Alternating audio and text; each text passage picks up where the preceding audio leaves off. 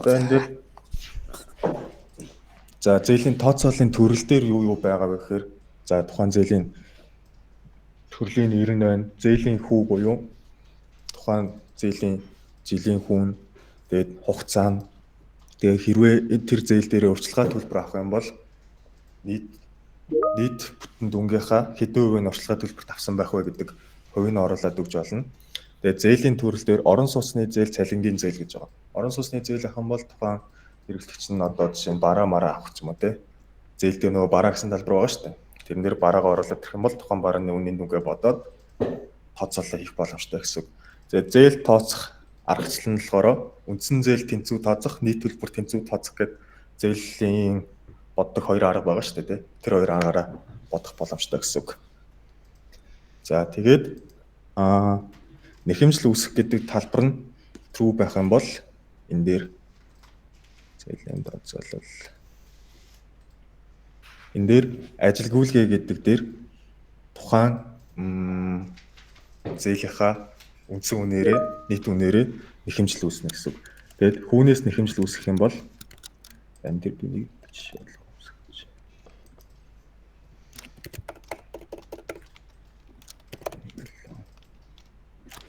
Тооцоолж. Хэрвээ энэ нэхэмжил үүсэх гэдэг талбар нь яг ганцаархнаа чектэй байх юм бол яг энэ сар бүр төлөх төлбөр гэдэг энэ дүнгээрээ ажилгүйгээ нэхэмжил үүснэ гэсэн үг.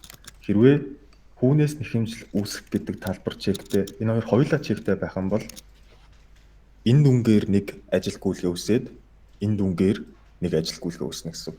Тэгээд энэд нь тухайн ажилгүйгээний дахин дансууд нь буюу дансууд нь бас журнал нь байгаа.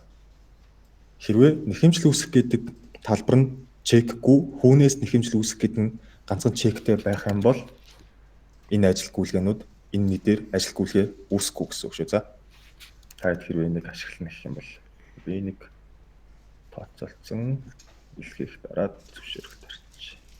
Гэх юм бол энэ ажилгүйгээ гэдэг энэ хүүнийх нь ажилгүйгээ үүсчихсэн. Энэ 1 саяараа энэ болохоор тухайн зээлийн хүү буюу 97238 гэсэн үүсчихнэ. Тэгээд энэд нь энэ тооцооллынхоо батархайг хоёр оронгоор бодох юм бол энэ дээр раундинг тэг хоёроо оруулаад өгчөж болно гэсэн үг. За тэгээд яг одоо танай ашиглаж байгаа дээр болохоор цалингийн зээл тэгээд хүүгүү явж байгаа юм байна шүү дээ, тэ. За одоо хэрвээ ингэж тооцоосон тохиолдолд эргэн төлөлтийг энэ юун дээрээс мөр дээрээс дараад тухайн төлөх огноо байвал огноогоо зөв оруулаад нийт төлөх дүнгээ ишээ оруулаад өгчнө гэсэн үг. Тэгээд төлөх дарчин хэрвээ хүүгийн дүн хэрвээ энэ огноо за би 29-нд хоцорч төллөө гэх юм бол хүүгийн дүн тооцоологдоод дутуу төлөлттэй буюу 2 хоногор хэтэрсэн тэгээд дутуу төлөлттэй орж ирж байна гэсэн үг. Тэгэхээр одоо би төлсөн дүн дээр хэрвээ дутуу төлөлтөд байхгүй болгох гэх юм бол 91680 дээрээ 968.3 нэмээд төлчихнө. Хэрвээ дутуу төлөлтөд эргэн төлөлтөөр дутуу төлөлтөд байх юм бол хугацаа хэтэрсэн хоног нь тгээс их одоо энэ тгээс их тэгээд ерөнхий тохиргоонд ирэх торгуул бодож эхлэх хоногоос бага байх юм бол дараагийн төлөлтийг одоо энэ зээлийн энэ хойдолд байгаа мөрийг нь засварладаг. Засварлахдаа дараагийн зээлийн тооцоолол мөрийн үндсэн зээл гэдэг талбар байгаа энэ ортолт нь тэр талбарыг нь үндсэн зээл дээрх утга дээр дутуу төлсөн дүн нэмэгдээд ороод байна гэсэн үг. Тэгэхээр эхлээд ямар ч сан зөв огноогоор төлөвлөжээ. Ингээд төлөвн төлөгдсөн болоод эргэн төлөлт дээр ороод ирчихнэ. Тэгээд хэрвээ цалингаас энэ эргэн төлөлт үүссэн бол энэгээр буцааж болохгүй. Харин энэ цонхон дээрээс ингэж дараад буцааж болсон бол энэ буцаалтаа дараад буцаачиж болно. За тэгээд би сая эргэн төлөлтийн асуултыг харуулъя.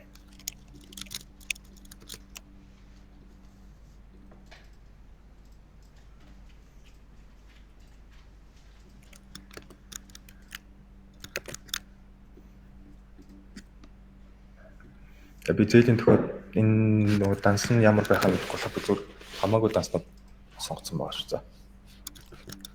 Тэгээд энэ хүүний данс дээрээ энэ 12:34 орж ирээд клирингийн данс дээрээ энэ тохируулаад өгсөн данс нь дебит тал дээр ороод ирж байгаа гэсэн үг.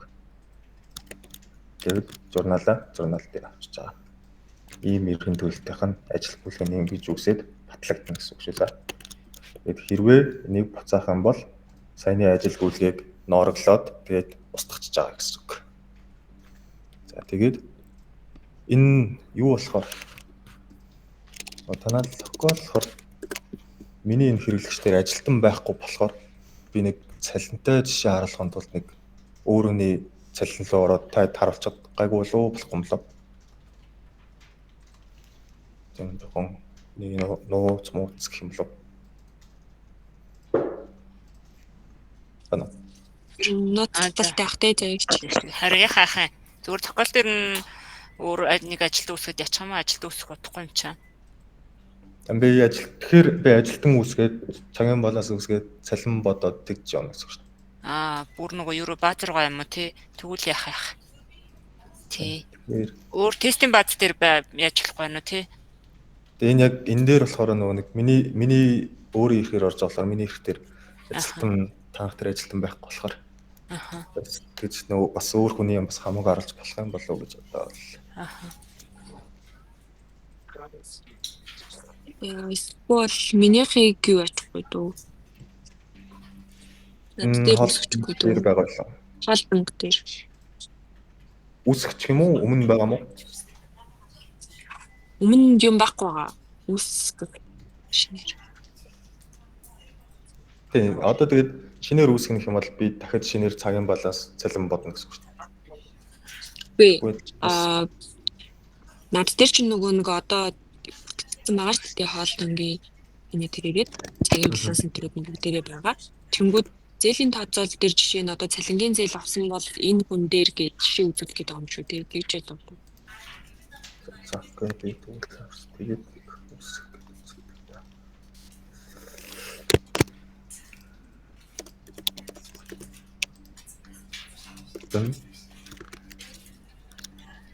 Бямсруу.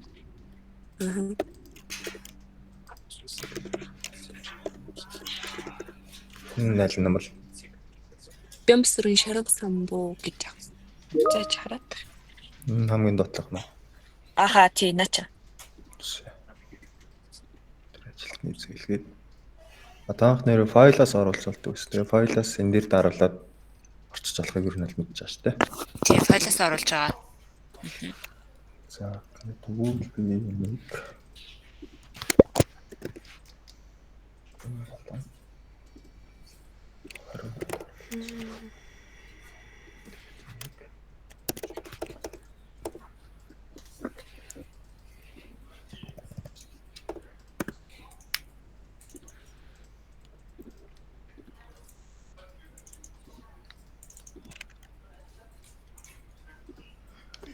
за тийм учраас би цалин дээр нөгөө талаас гуудаад тэр нэр өөр хүмүүсийн бас харагдах хаа.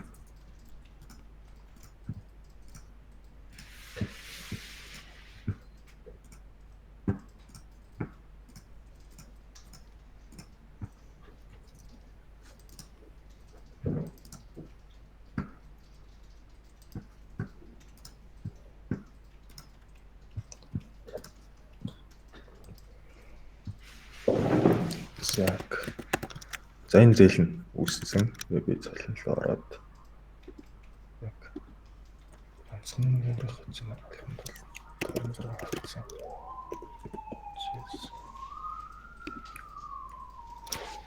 Тэгээд яг энэ дээр 11 сарын 20 буюу энэ мөрийг нь одоо цалин дээр дуудаад ороод ирж байгаа гэсэн.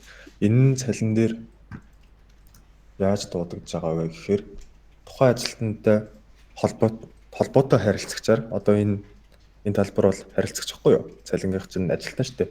Тэгэхээр холбоотой харилцагчаар тухайн ажилтны цалингийн хуудсын төрөл гэдэг талбарт ийшээ цаашаа нь оронгууд зээл төлөх өдөр гэж байгаа 20. Тэгээд энэний төрөл нь тухайн огноогоор нь цалингийн хуудсын төрөл дээр зээл төлөх өдрөөр солин одоо саяныхаа огноог солиод зээлийн тооцооллын мөрийг бариад авч байгаа гэсэн үг. Одоо эндээс энийг нь энэ дээр 20 гээд оруулсан байх юм бол энэ дээр 11 сарын 20-ныхоо олоод ирж байгаа. Хэрвээ цалингийн хуудсын төрлийнх нь энэ өрчлөгөө цалин биш сүүл цалин байх юм бол дараа сарынх нь энэ сүүл цалин дээр 5 гэж байдаг шүү дээ. Дараа сарынх нь 5-ны өдрийн зээлийн тооцооллын мөр буюу одоо энэ тохиолдолд 12 сарын 5-ныхыг дуудаад оруулаад ирнэ гэсэн үг. За тэгээд энэ цалинтай холбоотой цалингийн хуудсын багцыг нь дуусгах юм бол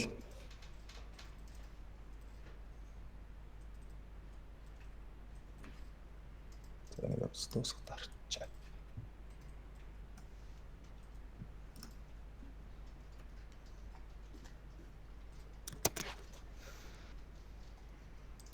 Дуусгах юм бол тухайн зээлийн тооцооллын мөр нь төлөгдсөн болоод эргэн төлөлт дээр 11 сарын 15-ны зээлийн тооцооллын мөрийг төлсөн гэсэн эргэн төлөлт нь ороод ирчихнэ гэсэн үг. Одоо хэрвээ би эндээс буцаах юм бол энэ окей. Энэ одооноос нь ингэж ажиллана шүү. За нэр би нэг сүүлд нэг өөрчлөлт хийсэн юм байна.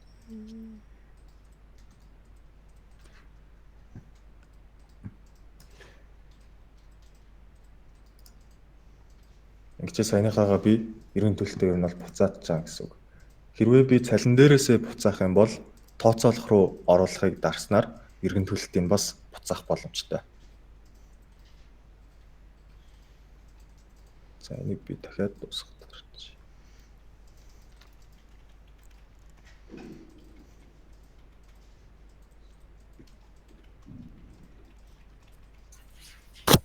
Эргэн төлөлтөнд ороод ирж байгаа.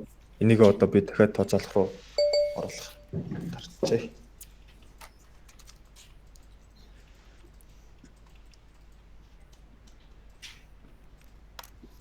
Тэнгүүд тухайн эргэн төлөлтөнд буцаагдаад саяны төлөлтийн зээлийн мөр нь төлөгдөөгөө төлөвт орчихно гэсэн үг.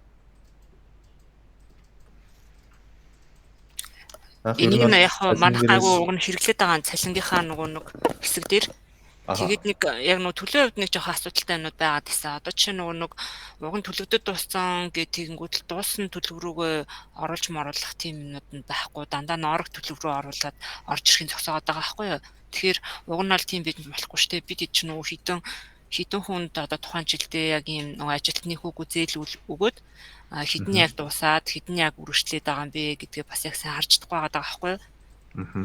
Тэрийг нөгөө дуусгахаар нь биш буцаж норог болгоод орж ирэхгүй байгаа гэсэн. Тэгэхээр би нөгөө нэг тэр дууссан гэсэн хэсэг дээрээ жоохон алдаатай ажиллаад байгаа юм болов уу гэж бодсон л доо. Дууссан гэдэг энэ хэсгийг үрж байна уу? Тийм. Бүрэн төлөвлөсний дараа бүрэн төлөвлөсөн хэр чинь одоо энэ мөрүүдийнх нь бүх төлөвүүд нь төлөгдсөн болж иж дууссан товч ажиллаж тээ. Тийм тэгэнгүүт л яг нөгөө ингэж байгаа штэ тий. Яг нөгөө заримдаа хүмүүс нэг дундаас нь зээлээ шууд дуусгаж бүтэн төлөө дуусгаж байгаа өргөжлүүлж байгаа нэг тийм юмнууд байгаад байгаа байхгүй юу? Тийм. Тэр хэсгүүдээ яаж зохицуулах вүлээ? Норог болгож оруулж ирэхгүй болонгот ахаа шинэ зээл үүсгэж яагаад байгаа тийм тохиолдол байгаад байгаа. Тэгэхээр нөгөө яг энэ модулийн хувьд харахаар жоохон буруу хийгээд байгаа юмнууд анзаарэгдээд байгаа байхгүй юу? Тэгэхээр тэр хүн ер нь бол ажилтны цалингийн зээл авчаад гэхдээ за одоо жишээ нь би энэ үеэс нь хойшоо ч юм уу тэр эдийн бүгдийн нэг дор өгчий гэсэн кейс гарч ирсэн гэсэн үг. Тийм кейс гараад байгаа. Тухайн зээлийн тооцоол руу орж ирж байгаад энэ эргэн төлөлтийн эндээс гараар таанд хийгээд гараар төлөлтгээ тааруулчих юм байна тий. За. Харилцаа тансанд орж ирсэн тохиолдолд яах вэ? Дээр тэгж хийх гэсэн чинь журналд болохгүй байсан та. Тийм одоо ч гэсэн болохгүй алдаа гэж гарч ирээд байна. Энэ майлдаг. Одоо бол нөгөө нэг ингэж эргэн төлөлт дээрэн дараад иргэн төрөлд оруулах гингүүд хүүний дансаа тохируулна уу гэдэг алдаа цааж байна. Тий. Тэр нь одоо яг энэ компани үндсэн тохиргоо гэдэг зүйлээ төгөхгүй энэ тохиргоолоо ороод энэ дээр зээлийн тохиргоо гэдэг энэ гурыг тохируулж өгөх хэрэгтэй байгаа. Энэ танай компани аль ч компани дээр хийгдэг ус ихгүй. Тэгэхээр таад энийг ямар данс тохируулахаа гамбаа тэлээ тохируулж болно. Эсвэл яг надаа тэр компани хүн байна. Тэр дээр тийм данс тохируулъя гэд надад хэлээд би тохируулаад өгч болно. Эндийг нөгөө нэг хэрвээ мэдчихвэл жавзаа дээр нөгөө сарын өмнө ярьжсэн шүү дээ. Дансаа тохируулах хэрэгтэй байна гэдсэн чинь Тэрээс нэг хоолтон хийх хэрэгтэй гэж ойлгоод байна шүү. Жибш тэнгүүд нөгөө нэг аль дансыг нь тохируулж өгөө чи хэлээд өгөөч гэсэн чинь нөгөө нэг бичлэгтүүд үүсээд эхлэн штэ. Тэгэхээр чи яах юм бэ гэдэг нэг юм зов надад тавьж ийсэн. Тийм биш тийм. Санаж. Тэнгүүд би нөгөө нэг тэг дүнгээр тавиад тэгэхээр харилцах дансанд орж ирээд нөгөө хаасан бичлэгтнээ хоёр чи яах вэ? Аль нэг нь устгах хэрэгтэй шүү. Үгүй дээ. Одоо тэр нь яг сайн нөгөө нэг ажилтны дэлбэрээ нэг хэмжлэх үүсгэх нь үүсэхгүй гэдэг чек нь байхгүйс тэгэхээр үүсэхгүй гэсэн. Дансын тохируулчихсан ч гэсэн үүсэхгүй гэсэн. Тохируулах нь нэгийг нь жишээ болгоод нам модуль дээр шууд хаад үзчих юм уу? Сайн нөгөө нэг төрөл дээр энэ дээрээ нэг хэмжлэх үүсгэх, үүний нэг хэмжлэх үүсгэх гэдэг юм. Үгүй. Одоо яг энэ гурвандаас юун дээр хамаарч байгаа вэ гэхээр эргэн төлөлт үүсгэж штэ. Эргэн төлөлт чи одоо та цалин дуусгахад үүсгэж байгаа.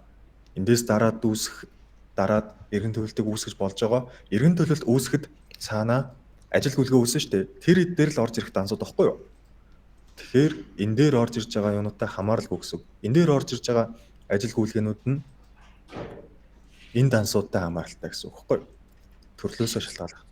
Ориглоо юу яач идэх вэ? Яг данс. Ориглоо. Дансыг нь яг тохируулаад тэгээд яг хааж үзээд за одоо ингээд яг зүгээр ингэж харагданаа гэдэг байдлаас нь тохируулаад явчихдаг уу? Харуулаад. Тэгэхээр яг та эргэн төлөлтөөс үүсгэхийг хүсэж байна уу? Яг энэ ажил гүйлгээ хүү гэдэг дээр үүсгэх юм уу? Яа одоо юг? Энэ хоёрын нь ядгаа нь юу вэ? Саяны дансны тохиргоо нь бол зээл авахд үүсээд байна тий 12-ын 30-д гээд ажилчтай тий. Энэд болохоор энэ эргэн төлөлтийнх одоо би энэ дээр эргэн төлөлт үүсгэж штэ. Тэгэхээр эргэн төлөлт чинь тухайн яг энэ мөрийнхөө дүнгуудээр цаанаа ажил гүйлгээ үүсэж байгаа байхгүй юу? Харъя. Ажил гүйлгээ.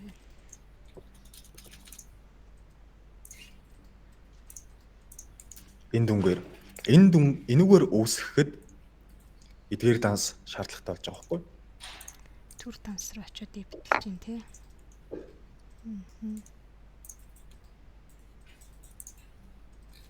Цагаа түр дансаа кредитэд касс юм харилцах руу бичлэлтэй хийх юм байна л да. Харилцахын гүйлгээ бол тэгээ түр дансаа тэглэх нь чухал юм байна. За окей. Тэрнээс гадна би бас нэг юм асууж байгаа. Одоо 5:20 гэж тааруулж байгаа шүү дээ тий. Тэрний 20 нь жишээлбэл амралтын өдөр байхаар 19 гээд бид нар гүйлгээ бичигдэн шүү дээ тий. Харилцахын кредит нь 19-нд гарч байгаа учраас цалингийн журнал маань 19-нд үүсчихэж байгаа.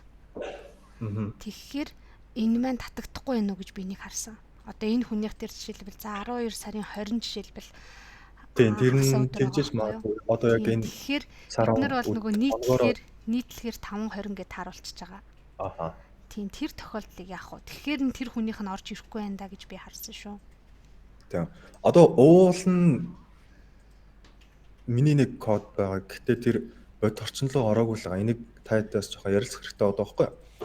Зээлийн мөрүүд дээр одоо жишээ нь энэ жоохон ингээд за энэ хүн энийг төлөөд дараа нь 2 дахь төлөхгүй шууд 3 дахь төлөөд тэгээ 4 5-аараа төлөөгүй тэгээ 6-аагаа төлөөд одоо жоохон 90 цохор байгаад байсан нэг тийм кейс өмнө гарч ирсэн.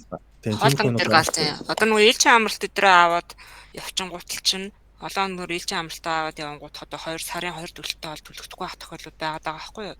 Тийм. Одоо төлөнгүүд гэр нь жоохон ажиллахгүй болчихлоо юм л да. Тийм. Тим кейс дээр одоо би цалингийн хугацаа огно нь 15 За окей. Тэгээд энэс цаашаа очингууд 20 гэдэг чинь 11 сарын 20-ны зээлийн мөрийг татаж авна гэсэн үг шүү дээ. Тооцоолонгууд. Одоо жишээ нь энэ кейс дээр хэрвээ тэгэх юм бол 20-оос 20-ныгоо татна. Тэнгүүтээ 20-оос өмнөх бас төлөгдөөгүй бүх мөрүүдийг энэ зээлийн мөрлүүд татангуудаа таад харж агаад за энэ хүн яг энийг нь төлнө, энийг нь төлнө гэд X-лэх тэр одоо мөрөө хасах ч юм уу тэгж ажилуулах нэг боломж байгаад байгаа байхгүй болно. Яг хэрэг одоо ингэж шин юу яаж байгаа штэ хуураасаа өнгөрөөд явчлаа гэж бодвол нөгөө хүн чинь заримдаа нөгөө харилцаар төлж байгаа тохиолдлууд байгаа байхгүй юу. Тэгэхээр тэр нь бол холбогдчих болох юм биш үү те. Эргэн төлөлт рүү н ороод харилцаагаа юг холбоод өгчнө гэсэн үг юм биш үү төрийн зээлийн модулаасаа.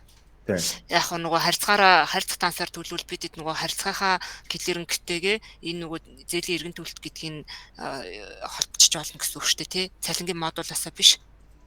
Тэгээ цалингийн модулаасаа биш энэ дундаас нь эргэн төлөлт гэдгээсээ гэсэн үг шүү дээ тий. Цалингийн модуль дээр болохоор бүгдийг нь оруулж ирж байгаад яг энэ цалин дээр энийг нь тэр хүн төлж гинэ гэдгээ бидэд оруулж ирж байгаад нөгөө хоёрыг нь X-лээд 70 болгож болно гэсэн үг юм шүү дээ тий. Тийм уул нь бол нийгэм бол байгаа. Тэгэхээр тэр гэхдээ нэг жоохон таад одоо жишээ нь ингээл багц үүсгэх хичээлдэл нэг рүү н ороод ийшээ ороод хянаал X-лээд тэр жоохон бас гар ажиллахад болох гэдэг байхгүй юу. Тэгээд ер нь бол тэр жоохон бод руу ороогүй л байгаа. Одоо манайд яаж байгаа вэ? Одоо нөгөө нэг удаагийн төлөлт нь өмнөх сар дээр хийгдэггүй байвал тэрийг нь одоо харилцаараа төлөөчэй гэд хүмүүсээр шахаад тэгээд тусдан төлөвлөж байгаа юу? Тийм шүү дээ. Тийм. Тэгэхээр яг хуу тэрийг нэг бодит руу оруулаад хэрэггүй юм байна л да. Тэгж хэлүүлээл нөгөө зүгээр зүгээр шууд эндээсээ эргэн төлөлт төр явчих гэж юу? Тийм. Одоо яг нэг төлөлтөнд л оруулж ирнэ гэж байгаа байхгүй юу? Нэг хүний цалингаас 2 3 жилийн төлөлт татна гэж байхгүй шүү дээ тий. Ер нь бол тийм чинь нөгөө цалингийн дүрмээрээ явчихгууд яг дүрмээрээ явчихсан дээрээс нөгөө суудгалынх нь дүнгээс айгүй их дүм ороод ирчихсэлтэй юм байна л да. Тэгэхээр хуучнараа явж байгаад бид хэд нөгөө хэрвээ эргэн төлөлтийн хэсэг нь гайгүй ажиллаж байвал юу ачиж болно л гэсэн үг юм байна. Харилцаасаа эргэн төлөлт нь хийгдлээ гэсэн маягаар тааруулж болох юм байна. Сайжруулах явцаа дээр би нэг ганц хоёр юм асууж байгаа. За. Тэр нөгөө нэг зээлийн дүн нэгдүгээр нь болохоор тэр зээлийн эргэн төлөлтийн график өөрчлөгдөд байгаа нь яг ямар юм болохоор өөрчлөгдөд байна. Тэгээд нөгөө лог нь одоо яах вэ дандаа дутуу үлдээдэг. Манай IT-гаа шалгуулахаар энэ ч буруу Excel оруулсан байна гэдэг тайлбар хэлээд байгаа байхгүй юу. Гэхдээ нөгөө нэг яг бид нэр өөрснөө тэрийг нэг хүн хийгээд болон тэрийг нэг хүн хийж байгаа шүү тий. Тэгэхээр тэр хүн өөр нь буруу Excel ороогүй гэдгийг мэдээд идэг. Тэгсэн мөртлөө нөгөө нэг зээлийн эргэн төлөлтийн график нь өөрчлөгдсөн тохиолдлууд манай дээр нэлээдгүй хэд гарсан. Хоёр дахь нь болохоор тэр дээр оруулсан зээлийн дүн одоо жишээлбэл 4 сая гэж байхад доороо эргэн төлөлтийн нийлбэр дүн нь 2 сая болчиход хахад тэрэн дээр яагаад нэг алдааны ч юм уу ямар нэг юм заахгүй байгаа юм бэ?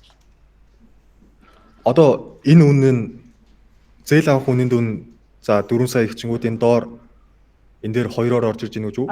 Яг. Тэрэн дээр одоо за Excel нь зөв байвал зүйл амар юм тий. Excel нь зөв оруулсан Excel нь буруу л болчиход байгаа юм да. Одоо бид тэгээс үлд эсвэл яах бид одоо зээлийн модулд одоо ингээд нөгөө буруу татгатад амж итгэхэ болоод хэдүүлээ олон хүнтэй ч гэсэн Excel-ээ хөтлөөд Excel дээрээ чеклээд явах уу гэж яриад байна. Эсвэл одоо энийг би саяга оруулчихгод ингэнгүүт 400 мянга гэж харагдаад байна шүү дээ. Энийг андуураагүй шүү дээ тий. Үгүй. Бүр яг ингэж бүх мөрөө ингэж гаргаж ирж ийж харж байгаа шүү дээ тий. Ааха. Ингээ олон мөрт болчихсон. Тийм кейс байвал тэрийг над руу явуулчаарай за. Тэгээд хамгийн сонирхолтой нь шүү дээ.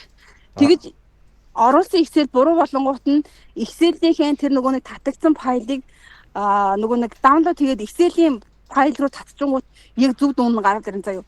Тэгээд тэр зөв дүн гарч ирсэн файлаа буцаагаад оруулангууд дүн зөв болчдөг. Тэгээд дүн зөв болчингуудаа нөгөө нэг зарим одоо хэсэгчл зарим хэсэг нөгөө эргэн төлөв хийгдсэн төлөвтэй болсон байгаа шүү дээ тий. Тэгсэн чинь буцаагаад тэгэл нөгөө файлыг оруулангууд тэр төлөвүүд нь бүгд байхгүй болчдөг. Файлаа оруулаад эргэн төлөлтөө хийгээд за тэгээд эргэн төлөлт хийгдсэний дараа доошоо мөрүүд ямар нэгэн байдлаар ингээд өөрчлөгдсөн байна гэсэн үг шүү дээ тий. Тэгтэнгүүд файлаа татаж авангуудаа дахиад буцаага тэнгүүд хузан түлхэгдсэн ч байсан хамаагүй бүх мөрүүд алга болоод шинээр гарч ирж ийн гэсэн үг үү? Тийм. Тэгээ тэр нөгөө нэг төлөгдсөн гэсэн төлөв байхгүй болно. Иргэн төлөлт нөгөө хийдэггүй юм шиг харагдана. Тэгчингүүд эргэн төлөлт рүүгээ орохоор эргэн төлөлт нь байгаа юу байхгүй юу? Дүүн эргэн төлөлт мөрөн дээр дүүн орж ирсэн үү гэж үү? Тэгээ одоо жишээ нь энэ мөр төлөгдсөн байж байгаа төлөгдөөгөө болчихж байгаа гэсэн үг шүү дээ ерөнхийдөө. Тийм. Тэгэхээр энэ мөр чинь төлөгдсөн болохын тулд эргэн төлөлт үүсэж байгаа шүү дээ. Тухайн эргэн төлөлт нь усч чинь бас дагаад устж гинэ эсвэл байна ч гинэ. На яг эргэн төлөлт гэдэг наад руу ч юм бол орж үзээгүй. Төлөө нь ямар ч гэсэн төлөгдөөгүй гэсэн төлөвтэй буцаад болсон гэсэн. Ааха. Тэр эсвэл юунаас гарч иж магадгүй. Юу штэ. Иргэн төлөлт дээр орж дүн нь орж ирэхгүй. Эргэн төлөлт хийхдээ илүү дутуу дүн нь илүү юм уу дутуу орж ирээд ч юм уу эсвэл хугацааны хувьд ялгаатай ч юм уу орж ирэнгүүтээ эргэн төлөлтөө буцаад нь штэ. Буцаалт хийчингүүд жоохон ондоо болчих магадгүй. Эргэн төлөлт буцаад тийм гэдэг нь нөгөө нэг цалингаа ботсон байж байгаа буцаад ноорлохыг ярьж байгаа тий. Тий. Тэрнээс өөр эргэн төлөлтийг та нар ингэж иш ороо гар мараас буцаад өгчтэй. Үгүй. Та нар ер нь ихэвчлэн дандаа файлаараа явж байгаа юу? Энэ нөгөө ингэж тань л та Сакогийн хэлж байгаагаар саяны нөгөө жавцаагийн хэлж байгаа алдаа болохоор ямар хөө тохиолдолд хоолтон дээр гарсан бэ гэдгсэн чинь нөгөө хүний график татаж аваад одоо нөгөө өмнө нь нэг зээл авсан хүний график татаж аваад тэн дээрээ нөгөө графика хийштэй бид чинь нөгөө шинжилгээ хийгээд байгаа штэ ер нь тэгвэл тэр нь ингээд нөгөө давхар уншаад байгаа нэг тийм алдаанууд гараад байсан л гэж байна. Тэгэхээр нөгөө оруулж байгаа хуваараас өөр алдаа гарч байгаа нь тийм болчиход байгаа юм байна.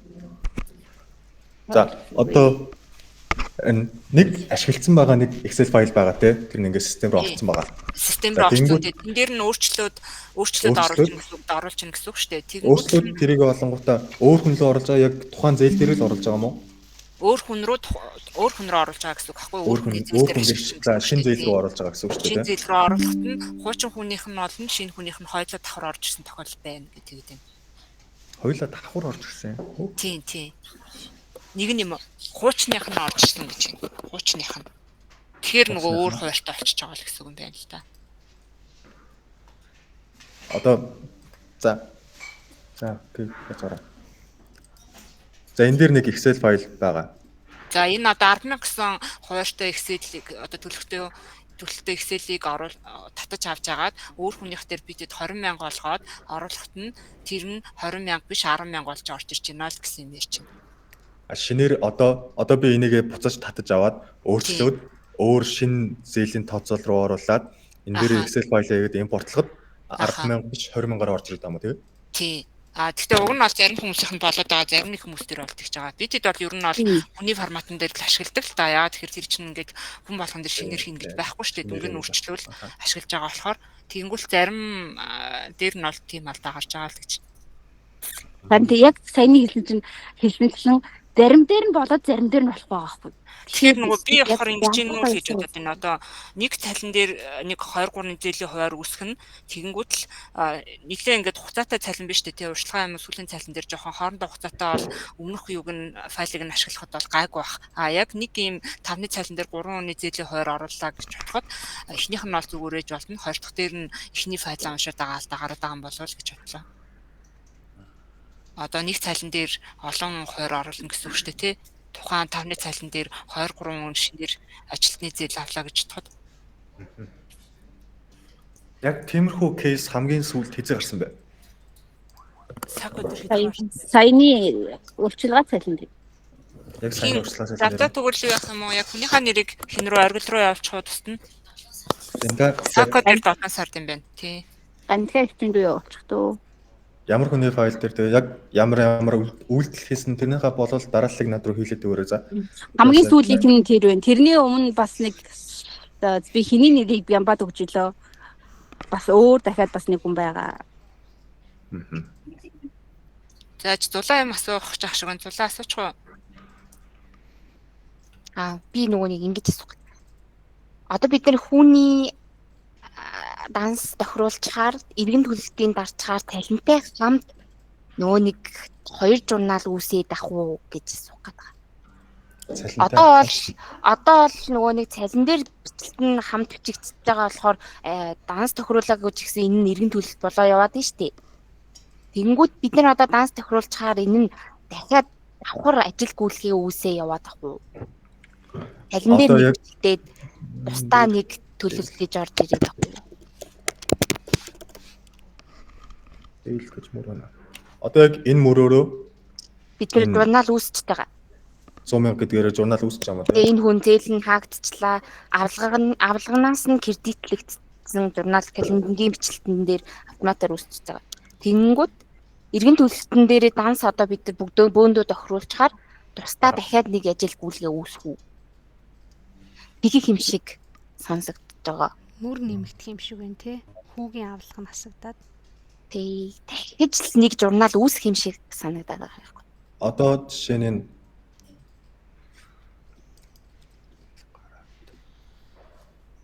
тухайн одоо яг энэ үүрээ энэ дүнгууд энэ өмнөх дүнгуудээр одоо нэг бүтэн ажил гүйлгээ за одоо энэ дэр үүсэж байгаа гэсэн үг үү те. Ийшээ би дараа орч болох уу яах нь вэ?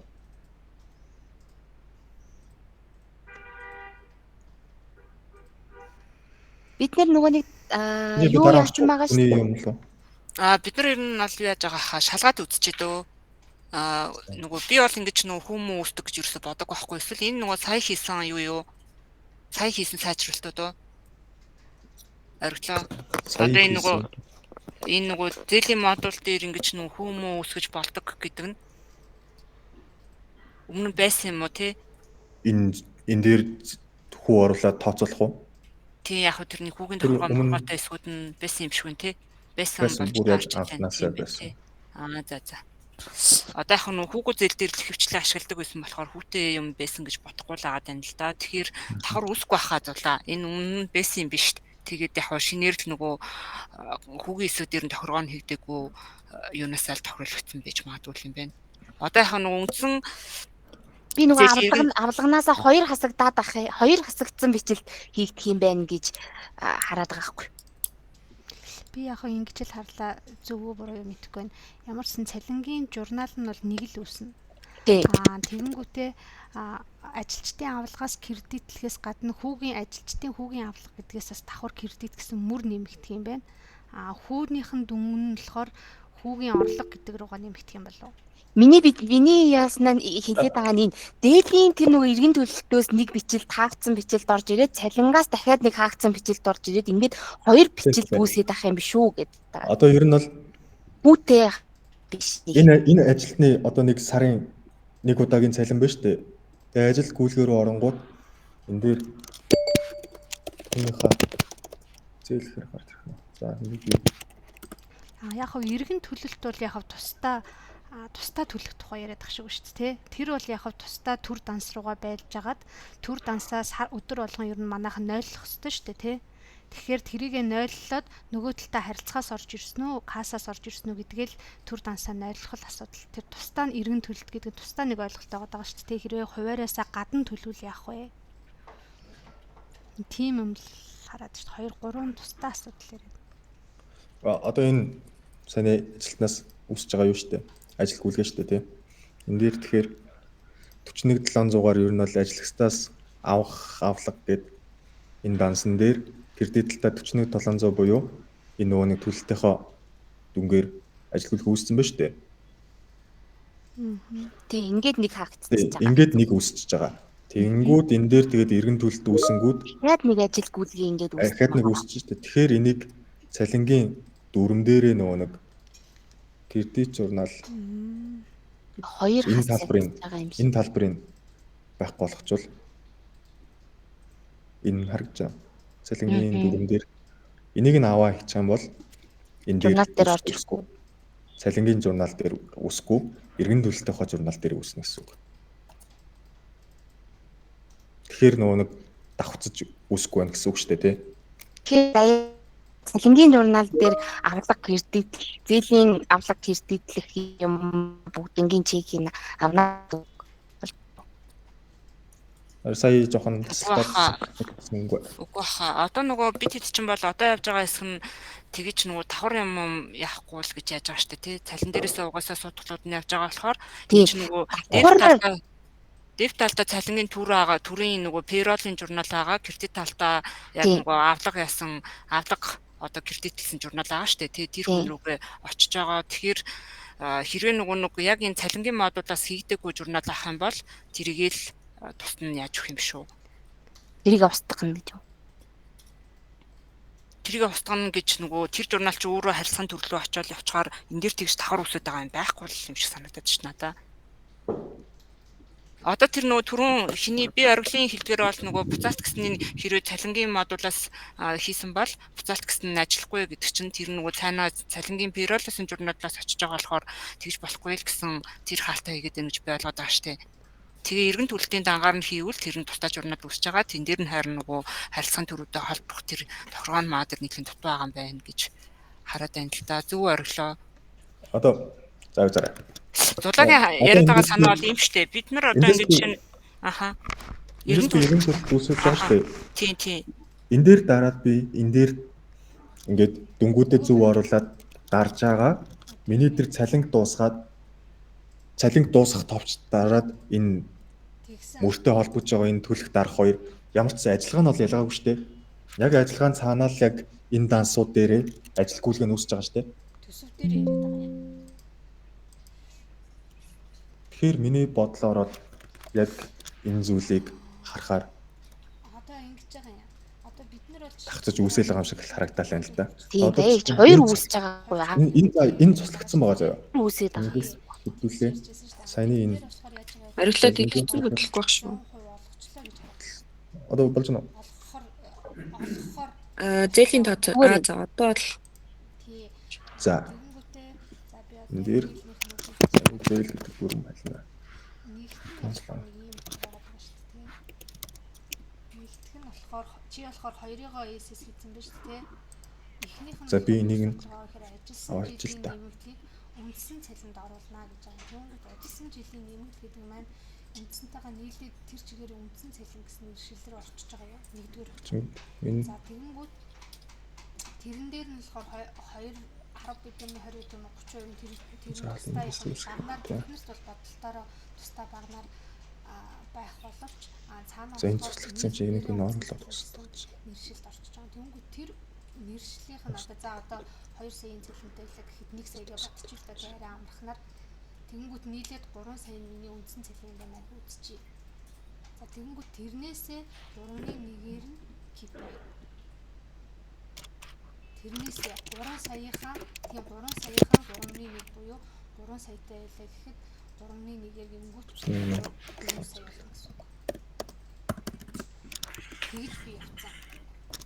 Тэр буруу биш. одоо энэ дэр нөгөө нэг 41700-аар үүссэн дүн байхгүй шүү дээ тий. Ингэж бодсноороо Тэнгүүд одоо энэ цалингаас үүсэж байгаа ажил гүйлгээнүүд дээр саяны тэр зээл юм орж ирэхгүй л байна л гэж би бодоол юм л да. Эсвэл заавж түрүүнийхээ ажилтан л орч. Ажилтан дээр гарч ирж байгаа юм лээ. нэмэгдэх биш. Одоо нөгөө нэг ажилласан жилийн нэмэгдсэн дүнгээс нь 3.1 гэхээр бид нар одоо жишээлбэл 80% хуваалцах. Тийм, ажилтан дээр зээлийнхаа 41700-аар одоо сая энэ дэр өмнө үүсчихсэн шүү дээ. Тэгчингүүд би зээлийн эндээс энэ товчийг аваа хийчингууд энэ цалинтай холбоотой ажил гүйлгэн дээр мөр олж ирж журнал үүсэхгүй байх гэсэн үг шүү дээ. Гэхдээ энэ нь цаанаа жана гэж харах нь зөв юм байна гэж харсан.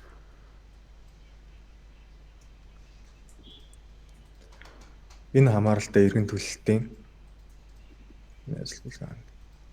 Бодит амьдрал дээр бол нэгдүгээр 80% гэж болгож ирсэн. Энэ ажил гүйцэтгэн дээр энэ даасан дээр 41700-аар үүсэж байгаа байхгүй юу? Одоо тэгэхээр би дөрөн дээрээсээ тэр чекийг аваа ичвэл давцаж үүсэхгүй байна гэж би бол хараад байна. Зөв. Илрэлтэй буюу яг хөө тэрий чинь бас л 3.1 гэж тооцчих болно гэсэн үг шүү дээ тий. Сардаа бол яг одоо өгөөж юм гэх юм аа. Тэгэхээр жаахан Би дахиад тайлбарлах уу? байна уу гэж ойлгосон шүү дээ. Би бол Ингэнгүүт манай цалингийн урьдчилгааны нөгөө нэг дебет дүн маань өөр дүн болж байгаа. хувь бас 3.1 дээр нь ороод ирж байна. Тийм Одоо яг хуу одоо явж байгаа хэсэг маань бол зөв явж байгаа шүү дээ. Тэгээд нөгөө сайжруулж гин гэд тэгэнгүүтэл чинь зээлийн модулийнхаа хэсгээс журнал үүсгэхээр олгоод байна гэсэн үг үү тий. тий одоо тэгэнгүүт иргэн Одоо яг төлөлт гэдэг зүйл үүсчил байгаа тохиолдолд одоо би ингэж ярьсан. журнал үүсэж байгаа гэсэн үг. Ер нь бол иргэн төлөлт тэр ч гэсэн өмнө байсан шүү дээ. Иргэн төлөлт дээр ажил хүлээ үүсдэг л байсан. Аха. Гэтэ яг нөгөө ингэж байгаа шүү дээ. Тэгээ цалингийн модулаас холбогдож байгаа хэсэг нь цалин руу очиж гинэ гэдэг яг ихний хэсэг дээр үзүүлсэн юм байгаа даа шүү дээ. Хэрвээ тэгж байгаа бол одоо яг тэр нөгөө тохиргоогоор нэг л үүсгэмээр байгаа аахгүй юу? Цалингийн журналаас өөрөө тэр нэг авахын буураад байгаа хэсэг дээрээ журнал нь очоод хэрвээ одоо цалин руу очихгүй гэсэн тохиргоо тэр хүн тухайн сарда нөгөө өгөөгүй байгаад харьцаар өгөх юм бол тэрнийхээ нөгөө гараас иргэн төлөлт хийж байгаа хэсэг дээрээ нэг л журнал үүсмээр байгаа аахгүй юу? Тэгээ хэрвээ давхар үүсэж байгаа бол жоохон ажиллагаагүй л юм шиг санагдаад байна. Надад бол тэрийг ингээл нөгөө үүсгээл давхар үүсгээд ингээд чинь бүү ажил штэ. Би тийч одоо нөгөө хүмүүсийн нэг одоо яг манай гүрвчнийг 20-аад хүнтэй тэг бас нэлээд хүмүүс бол зээлтэй. Тэгэнгүүт л цалин дээрээс нь сутгуулна гээл нөгөө цалин дээр нь уяж өгч байгаа зээл штэ. Тэгэхээр цалин дээрээсээ л сутлууд явна. Тэрийг ингээл тусна тэр нөгөө лом шмэд хэсгээр хүн болгон дээр нь тэгээд цалин дээрээсээ сутглуу яалаа илээ гэл тэгээ сууна гэж бол байхгүй хаа. 4 саягаар нэмэхтэй. Тэгэхээр миний бодлоор бол яг нөгөө тэр дүрм дээр тохиргоог бол ямар ч сан нөгөө нэг автоматар бол байгаа тохиргоог нь хийн хэрэг өгөөгүй байх юм бол тэр нөгөө иргэн хүнийг нөгөө харьцаар төлөөч юм гэд төлөвлөн штэ. Тэгээ хэрэг цалин дээр нь суудгадаг бол тэр хэсэг нь төлөгдөөгүй гэсэн тэр нөгөө график дээрээ харагдана. Харьцаар төлжүүл харьцаахын журнал руу очоод тэр иргэн төлөлтөө холбоо тухайн өдрийн харьцах руу холбогддог байдлаар л явал зүгээр юм шиг санагдаад тах юм. Тухайн өдрийн харьцах руу гэдэг нь одоо энэ ерөнхий тохиргоон дээрхээс энэ журнал үүснэ гэсэн үг тий. Тий. Тэгэнгүүт Тэгэнгүүт одоо чиний хэлж байгаагаар болохоор чин цалин дээр маань бид эдийн цалингийн дүрмээр бол нэг журнал үүсэж байгаа. Тэгээд дахиад энэ дээр тохиргоо хийгээд төхөр зулаагийн элдвэр 2 үүснэ гэвэл бид эд нэгийг авах хэрэгтэй болно шүү дээ. Тэгэхээр нэг нь бол бид юу хамааргүй байхгүй яг цалингийн хэсэг чинь манай хамгийн ажиллагаатай одоо ингээд 10 хүний хэсэг дээр зээлийн судалгаа хийлээ гэж бодоо тэр болгон руу н ороод журналаа үүсгээд энэ гэхэр жоохон ажилтаа юм шиг санагдаад байгаа байхгүй юу? Манайд юу гэж бодож байна? Одоо сая би энэ товчийг авцсан ч гэсэндээ сая энэ цалингаа би дуусгасан шүү дээ. Тэгэхэд л энэ цаанаа энэ ажил өгүүлэх нь уулна үсэж байгаа байхгүй юу? Би тэгэхээр тэгж давхардаг. Тэр тохиргоо хийвэл ерөөсөө бүгдэн дээр нь үсэж байгаа. Тэгээд хэрвээ цалин дээр нь юу аана гэх юм бол цалин дээр нь дахиад тохируулчвал дахиад давхартаад үснэ л гэсэн үг юм шүү дээ. Цалин дээр нь Саяны чиний тэр нөгөө нэг иргэн төлөлт гээд байгаа чинь инвойс үсээд байгаа чинь бид хэд нөгөө ийм төлөлтөд алхтаа шүү гэсэн инвойс үсээд байгаа шүү дээ. Одоо 41700-аар энэ сар дээрээ төлөх хууртай шүү гэсэн миний бодлоор нэг тийм одоо алга маягийн юм л үсээд ийн гэсэн үг байхгүй юу? Тэгэхээр жоохон буруу л хийгдсэн юм шиг санагдаад байна. Би болохоор нөгөө зээлийн авлага чи яаж байгаа вэ гэхээр за хүүгүү зээлийн авлага 2 сая төгрөний цалингийн зээлийн авлага гэхэд авлага анханасаа өсөж байгаа байхгүй юу? Тэгээд тэр хүн яг тэр нөгөө 2 сая төгрөг дотроо сар болгон 100 мянган төгрөг төлнө гэдэг юм бол тэр төлөлтийнхаа дагуу 100 мянган төгрөг чинь 2 саяас автоматар буураа явна. Өөрөөр хэлбэл яг тэр нөгөө нэг сарын хууртай 100 мянган төгрөгийн төлөлтөн дээр авлагын данс чинь кредитлэх тохиргоотой байгаа байхгүй юу? Тэгэхээр тэрийг болохоор нэг бол ингээд нөгөө цалингийн модулаас шууд автоматар ингээд цалингийн дүрм дээр авлагын модулыг одоо чи сая харсан бол цалингийн тэр журнал дээр болохоор авлагын модулыг кредитлээд нэг тал дээр нь бол цалингийн түр данс байгаа гэдэг чинь цалингийн урьдчилгааны түр данс байна л гэсэн үг. Өөрөөр хэлбэл бид нар одоо чинь компаниараа цалингийн урьдчилгаа 10 сая төгрөг тавихаар бол тэндээс 100 мянган төгрөгийн судалсан одоо хасагдаад 9 сая 900 мянган төгрөг тавьж байгаа тийм журнал явж байгаа гэсэн үг байхгүй юу? Тэгэнгүүт дахиад чиний энэ инвойс үүсэж байгаа гэдэг байгаа чинь 100 мянган төгрөгийнхэн тэр инвойс нь одоо авлага үсэж ч юм уу тийм нэг тусдаа нэг тийм инвойс үүсэж байгаа юм шиг харагдаад байна л да. Эсвэл нөгөө нэг авлагын даасных нь одоо авлагын даасных нь кредит талынхын журнал нь давхар үүсэж байгаа юм шиг харагч чинь. Тэгэхээр одоо аль нэг тал дээр нь л гаргаж таарах гал юм надад бол. Тийм. Яг нь санаа ч бол ингээд зээлийн модулаараа журнал нь үүснэ. Тэр журнал үүссэн журнал чинь бол яг 100 мянган төгрөгийн төлөлтөөрөө цалингийн зээлийн авлагын дансыг одоо кредитлээд нэг тал дебит тал дээр нь түр дансны тохиргоо байхаар тохиргоо байгаад байгаа байхгүй юу? Тэгэнгүүт тэрийг нь ингээд нөгөө одоо яг тэр тухайн сар болгон дээр нь үүсгчээд буцаад цалин руугаа яаж холбох вэ гэдэг байгаа. Одоо тэгээд цалин дээр нь холбонгууд нь нөгөө журнал нь ч давхар үсээд цалингийнхаа дүрмэн дээрээ ч гэсэн давхар үсээд тахаар наад хэсэг чинь сайжруулах биш болчиход байгаа байхгүй юу? Буруу болчиход байна гэсэн үг. За окей, түр болж байгаа.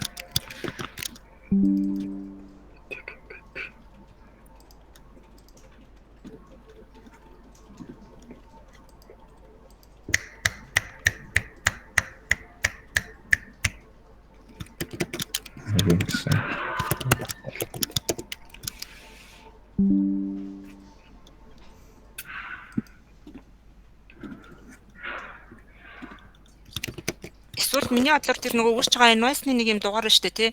Нөгөө захиалагчийн хэмжлэгээр үрж байгаа invoice-ны дугаартай хэмжлийн дугаар дээр тухайн нөгөө сарынх нь payroll-ийнх нь журналны дугаарыг авчирч ирэх team код байх хэрэгтэй болов. Гэтэ яг ингээ яг дангаар нь харахаар чинь нөгөө тэр хүний нөгөө том payroll-ийн журнал холбогдоод байгаа шүү дээ тий. Тэгэхээр харин тэрийгээ яаж харуулах хэвээр нэг тийм яг үндсэн юм л авчирч ирж харуулах хэвээр юм шиг байна л да. Одоо нөгөө ажилтны авалгын кредит нөгөө талд нь цалингийн төр гэсэн журнал нь тусдаа харагддаг байдаг ч юм уу. Тийм л байх хэрэгтэй юм шиг байна. За түрүү зараа. Би энэ дээр эргэн төлөлт огт байхгүй шүү дээ тий. Зээл дээр би энийг чеклсэн. Энэ дээр зээлийн мөр нь 11 сарын 20-ны ороод ирсэн. Би энийг дуусгаж үзээд тэгээ эргэн төлөлт дээр ажилгүйн үүсч чинь үгүй нэг хараад байгаа. Тэр нь яаж үүсч чинь хараад байгаа. Цалин дээр дуусгахад харсан чинь үүсгүй байж бас магадгүй болоод байгаа шиг байна. Окей. Тэнгүүд одоо лугаараа.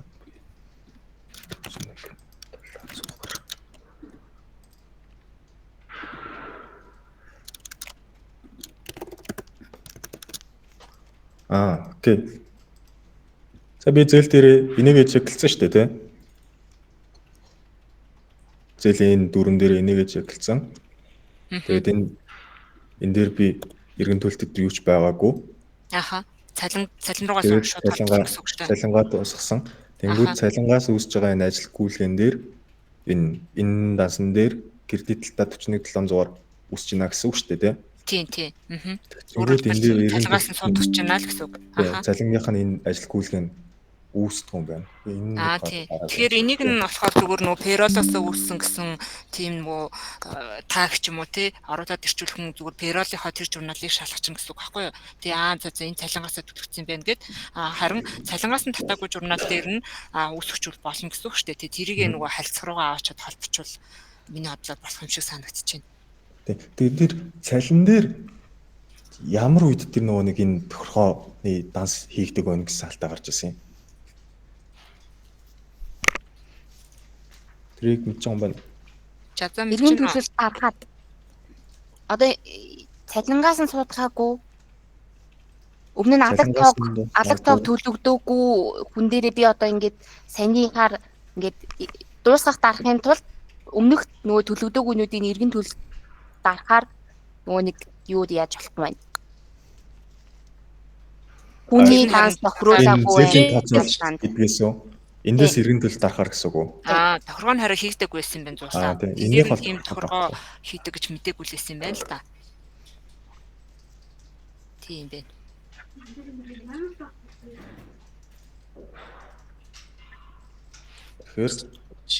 Тэгэхээр одоо би энийг эргэн төлөлт үүсгэх дээр нь цалингаас эргэн төлөлт хийгдсэн гэдэг нэг чек нэмэх юм байна.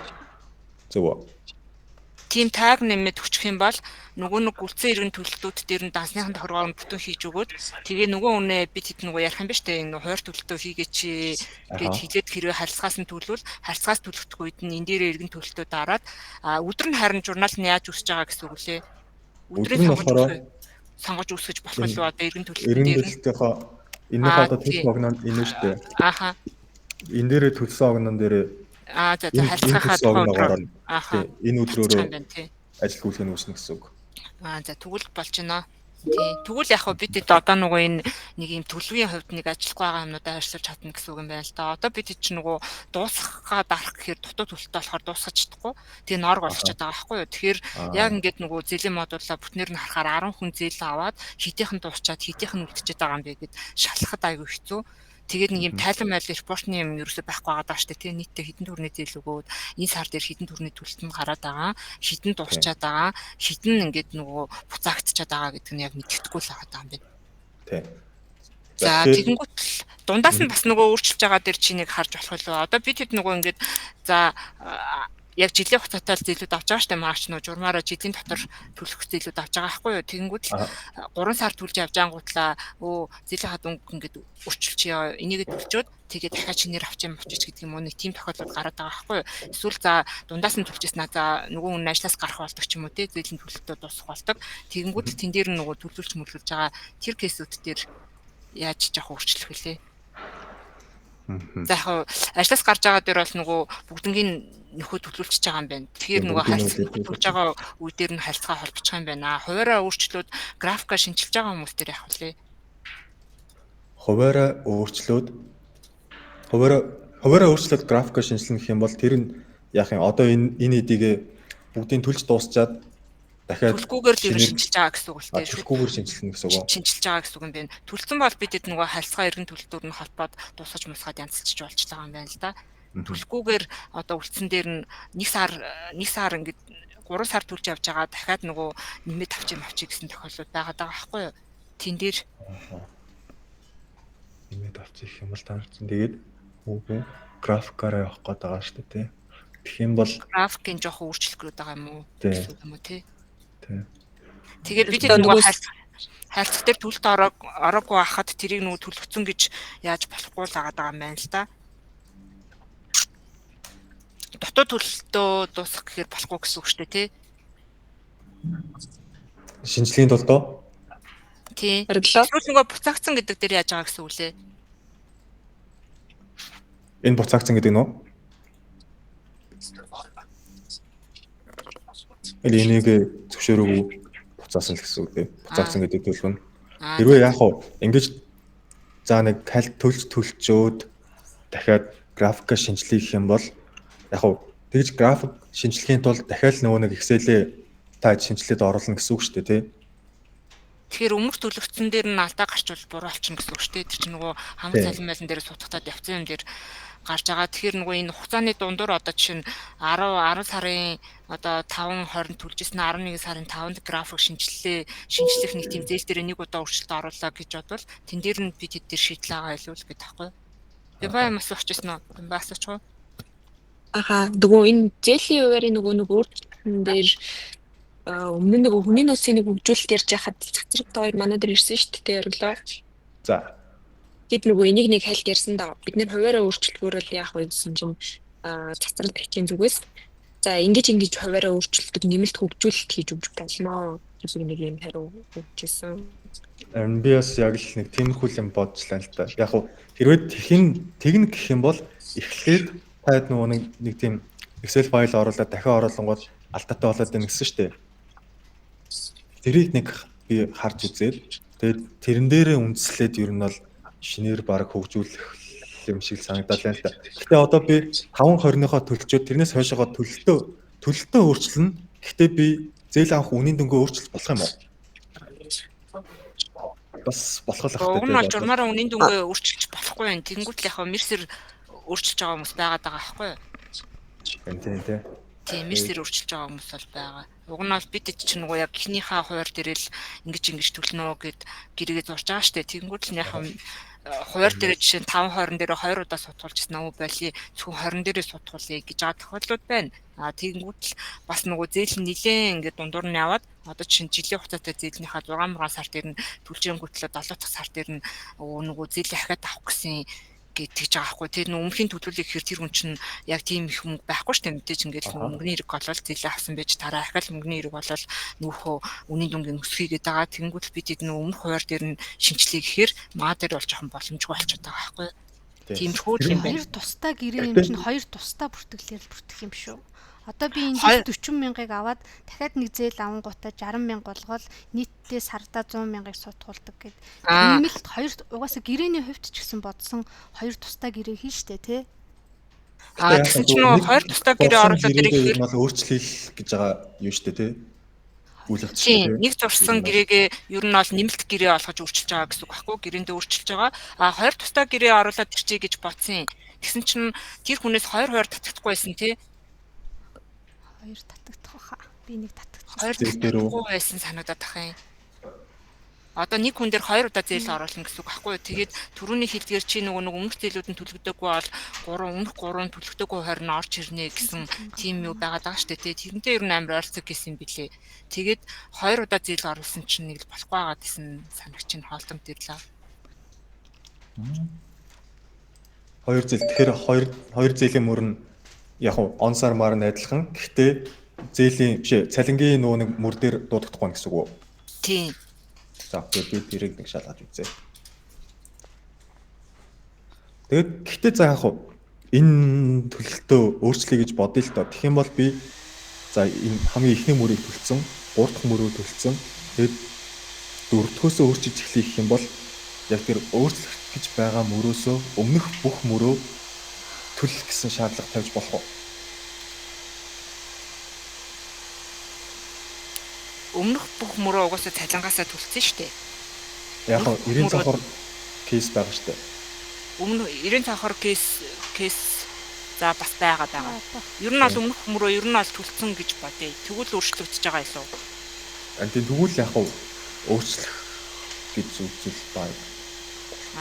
Яг нь хөгжүүлэлт нь хэрэг амар тийм төвхтөө байгаад ах юм бол нэг хүн дээр 2 зээл уншчихвал туягч хэлдгээр тэр нөгөө тэрийг нь явуулаад үзчихэл болно гэсэн үг л дээ. Би заавал нөгөө тийм амар төвхтөө хөгжүүлэлт хийгээд ахааргүй.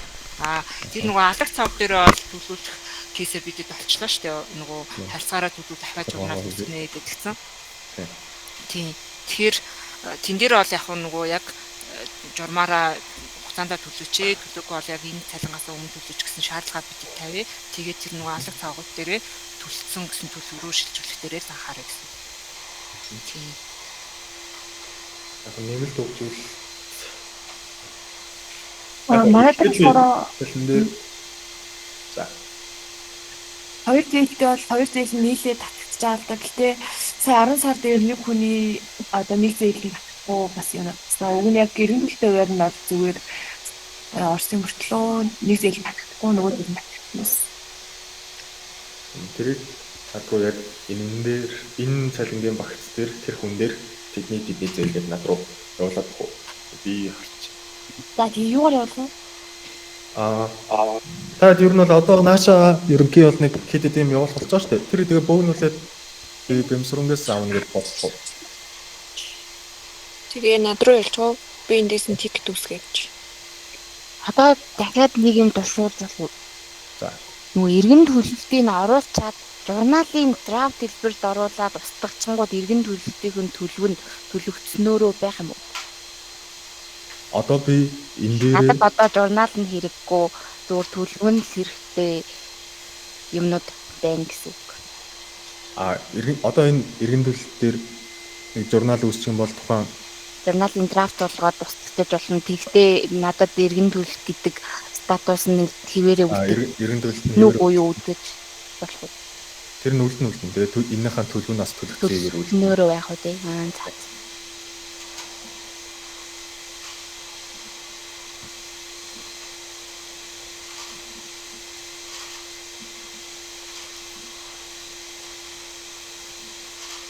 Гэхдээ тэгж үүссэн нэхэмжлийг ноорлоод устгах чадж байгаа юм уу? Энэ уул нь тиймэрхүү нэхэмжил устгахгүй гэсэн хориг уулнал байгаа юм. Харин өмнөх нь одоо зулаа төрчгөр нь хайцсан дээр юм шүү. Одоо нөгөө хэрэг тэгнэ гэх юм бол эн чинь нөгөө төлөгдөггүй нь тодорхой биш болоод жоохон заарсан юм болох юм. Тий өмнөхүүдээ бол Тийм. Тий. Одоо 25 он дуусч байгаа юм чинь угаасаа бид хэдийн нөгөө 25 оны зээлийн модуль чинь нэг юм дуусан ч мэддэггүй, дуусахгүй байгаа ч мэддэггүй нөгөө орж ирэхгүй болонгууд нь орог болчиход байгаа шүү дээ. Тэгэхээр 26 он дээр ямарчсан энэ юм бол нийлээ хатуу явуулъя. Тэгээд яг тэр нөгөө төлөв өөрчлөгдсөн бол цаанаа ямар нэгэн журналтай, ямар нэгэн цалингийн бичлэгтэй тийм л байна гэсэн үг шүү дээ. За би өмнөхийн нас тийм болох гэсэн. Яахаа хэрэггүй баха. Тэгээд нөгөө кодын өөрчлөлтөнд дахиад нөгөө төсөн төлөвөг мэдхгүй нэх тийм сонирхол юм болох юм.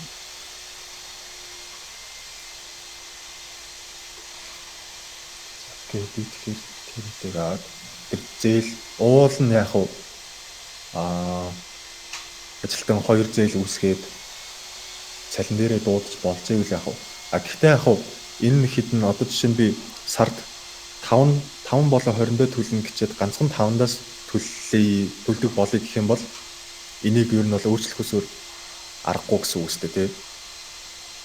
Шинийг дүн өөрчлөгдөхгүйгээр нөгөө юуныхан дүн юу өөрчлөж байгаа хуваарийг хуваар нь өөрчлөж байгаа гэсэн үг. Тэгэхээр нөгөө хуваар дундуур нь дөнгөн өөрчлөхгүйгээр тийм өөрчлөлт оруулахад хийх хялбар байна гэд харчвал бараг амар юм уу? Тийм тэгвэл гайгүй юм байна л да. Нөгөө нийт үнийн дүн өөрчлөгдөхгүйгээр одоо 2 удаагийн төлөлт 1 удаа болох ч юм уу тий. Эсвэл үнийн дүн нь арай өөр болохоор тиймэрхүү өөрчлөлтүүд хийх хэрэг гэж харах юм байна. Аха. Тэрнээс бол 2 зээл нь үүсч болж байгаа бол үнийн дүн хэрэг хөдлөл бол архиж нөгөө зээл үсгүүлэл тийм байдлаар нь л явах гэсэн. Окей. За бид тэр талаар жоохон хөтлөе. Яга тэрийг Excel-ээс оруулах боломжтой. Тэгээс давхар тооцоолохыг гэртээ бас ашиглахгүй байгаа болохоор тооцоолох тэрийг нэмэхүү хэрэгтэй байж юу гэж байна. За окей. Ер нь нөгөө нэг сургалтын дараа ярилцсан бүх зүйлсүүдийг нэгтгээд мэйлээр ямар ч хэсэг явуулъя. Тэгээд та хэд минь өөрсдөө саналуудаа ирүүлэнгүүт нь бид нэр яг юу хийдгмээр байгаа, ямар асуудал гараад байгааг би оргил руу нэгтгээд явуулъя. За. Оргилоо тэрнээс гадна нөгөө одоо энэ танаа бусад компаниуд дээр энэ зэлийн модулыг ашиглаж байгаа юу? Одоо өөр нэвтрүүлсэн компаниуд дээр. Маа нэг компани дээр байгаа. Тэр нь энэ нөгөө зэлийн тооцоолыг яг энэ байдлаар ашиглаж байгаа юу? Эсвэл нөгөө арай нэг юм тайлбар хэлбэрээр гарч байгаа юм байгаа юу? Би тэднийхтэй нэг тийм юу болохоор хэлцээ болохоор яг тэднийхээ яаж ашиглахыг сайн мэддэг юм байна. Аха.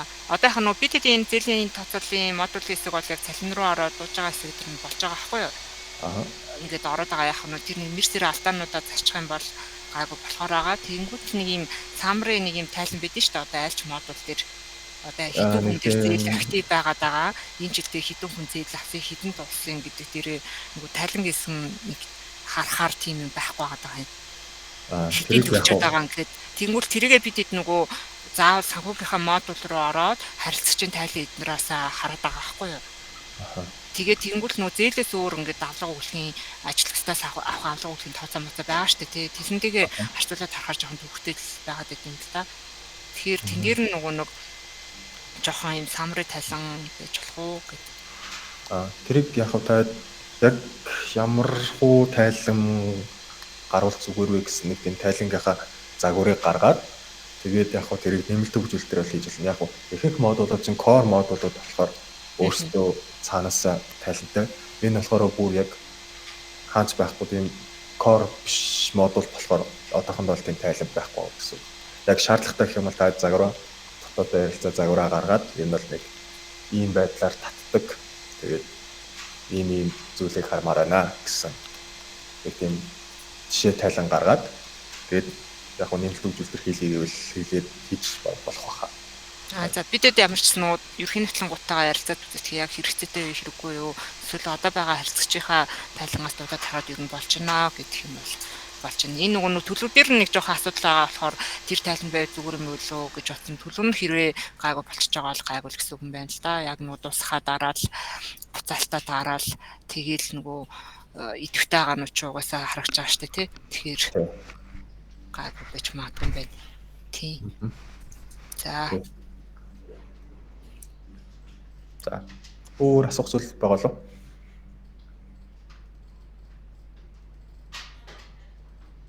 Ахвал л өнөөдөрт ингээд тусгай. Тэгээд надад